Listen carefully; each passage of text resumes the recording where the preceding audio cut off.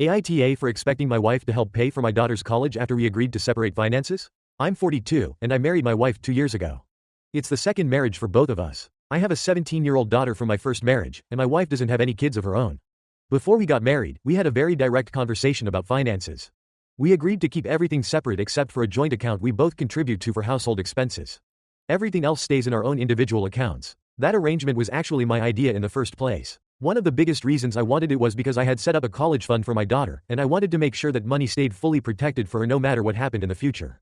Well, now my daughter is applying to colleges, and reality is hitting me hard.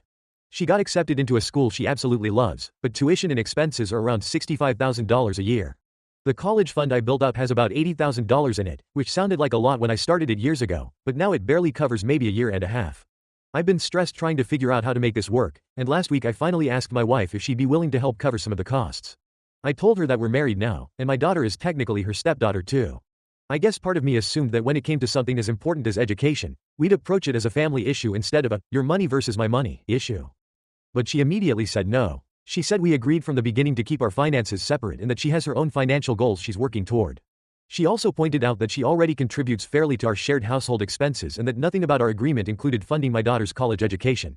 I got really upset. I told her I didn't think she would actually stick so rigidly to that agreement in a situation like this. To me, this feels completely different from ordinary expenses. This is my daughter's future. That's when she reminded me that separating finances was my idea specifically because I wanted to protect my daughter's money. I told her that wasn't the same thing. Back then, I was trying to protect the fund from hypothetical future problems, not preparing for a situation where my wife would refuse to help when my daughter genuinely needed support. Things have been tense ever since. Somehow my ex-wife found out about the argument and actually called my wife to tell her she was being selfish. My daughter hasn't directly confronted her about it, but she's definitely been distant and cold toward her since all this started.